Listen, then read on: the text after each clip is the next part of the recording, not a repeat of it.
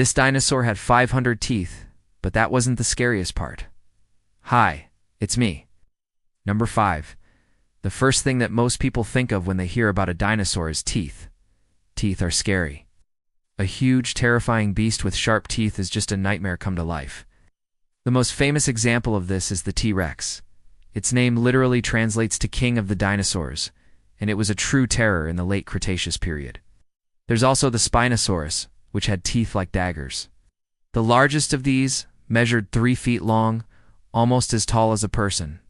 And then we have the sea megalodon, an absolute unit of a shark that had serrated teeth as big as bananas. However, when it comes to sheer numbers, those are all amateurs compared to our subject today. The creature we will discuss in this video had over 500 teeth. It's a new find, so there isn't even a name for it yet.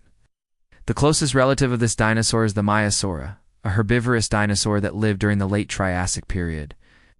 Like other herbivores, it didn't need giant, sharp teeth to eat plants. However, the newly discovered species had teeth as thick as your thumb. That's right, you can fit 27 of them in a row inside your mouth.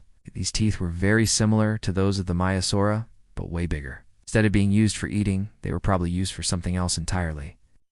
Scientists say that the presence of so many teeth means that this animal had a big jaw. This doesn't necessarily mean that its head was huge, though.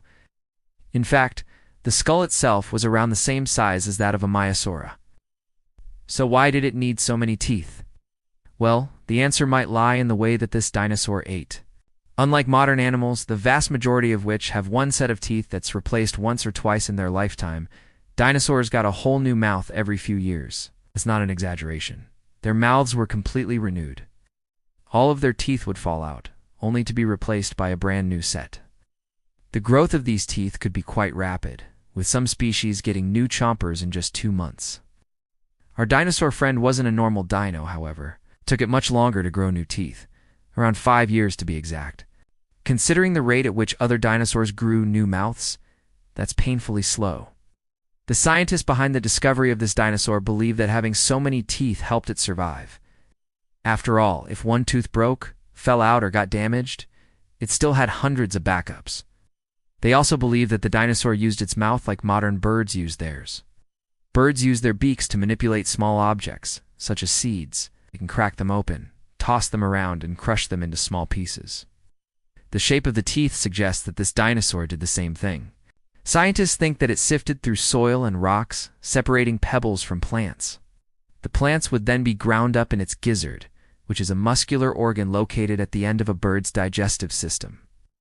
Not only did this dinosaur have teeth on the outside of its mouth, it also had a second row hidden inside. Each tooth in the inner mouth was connected to a flexible joint, allowing it to move independently of each other. This would make grinding plant matter much easier and allow it to reach places that no dinosaur could before. But that wasn't the scariest part.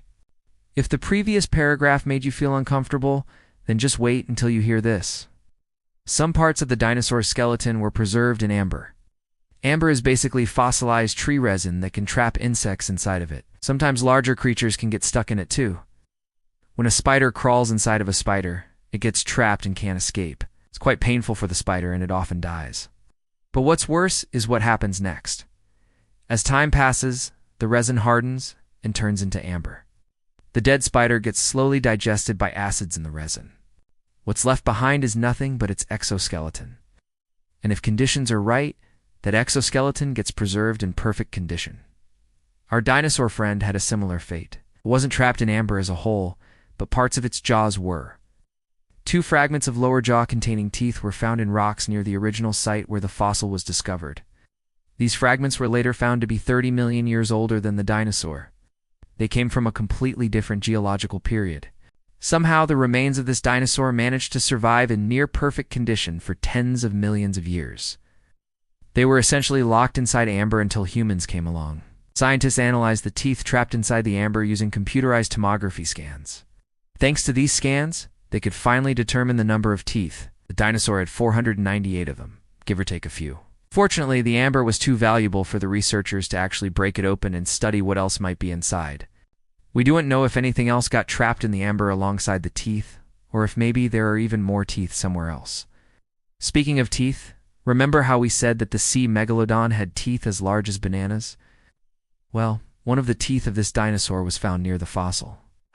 It's incredibly rare for fossils of different species to be found in the same place. It's even rarer for the fossils to be related to each other. The megalodon tooth was likely dropped by a seabird that flew past. It got mixed in with the sediment and eventually became part of the rock layer in which the dinosaur was found. Although unrelated, both fossils tell us a lot about the ecosystem in which they lived. At the time that this dinosaur roamed the earth, there weren't many animals with teeth as big as bananas. There also weren't any animals with 500 teeth. To have a tooth that large, an animal needs to live in an environment full of prey that has tough shells. Seabirds would have been the perfect candidates for this niche, which is why they were probably common during the time that this dinosaur was alive. One of the biggest mysteries surrounding this dinosaur is how exactly it died. The rocks in which it was found indicate that it lived near shallow waters. Its diet consisted mainly of plants, so it wouldn't have needed to venture far from its home territory to find food. In fact, it would have been able to survive in the exact location in which it was found. The area would have looked like Florida does now, complete with palm trees, sandy beaches, and warm ocean water. During the late Triassic period, however, continents were arranged differently, and most land was gathered together in a supercontinent known as Pangaea. The shallow waters in which this dinosaur lived were located on the western side of Pangaea, near what is now eastern Australia. If the dinosaur died near its home, it would have been washed away and mixed with sediment after a storm. The sediment would then become rock, locking its bones inside until they were discovered recently. But if it wasn't found near its home, then why was it preserved in such good condition? The answer may lie in the chemistry of the water. Today, there's a huge coral reef in the exact same location where the dinosaur was discovered. Back then, there would have been many reefs as well. Reefs have high concentrations of calcium carbonate. This chemical is what gives them their structure. When this dinosaur died, the bones would have been surrounded by calcium carbonate. This would have protected them and allowed them to last so long. So what's the scariest part? We've told you about the 500 teeth and the newly discovered mouth. We've also talked about the mysterious circumstances surrounding its death and its surprisingly good preservation. But what's the scariest part about this dinosaur? The answer may surprise you. The dinosaur was named the Nightmare of the South. Despite being a herbivore, it lived in an environment where there weren't many plants to eat. It shared its habitat with a group of meat-eating dinosaurs called theropods. These animals were around 10 times larger than this dinosaur, meaning that it would have been easy prey. It's possible that the dinosaur's mouth adaptations helped it survive in such harsh conditions. However, these adaptations may have been its undoing. If it was trying to eat a particularly tough plant, it may have attracted the attention of a theropod. The theropod could then have easily snatched it up and used its jaws to crack it open like a nut. This would explain why the dinosaur's bones were found without its skull. Theropods were known to target the heads of their prey. They would bite off of skulls to use as trophies. In the end, this dinosaur was simply in the wrong place at the wrong time. Thanks for watching. What's your favorite dinosaur? Let me know in the comments below.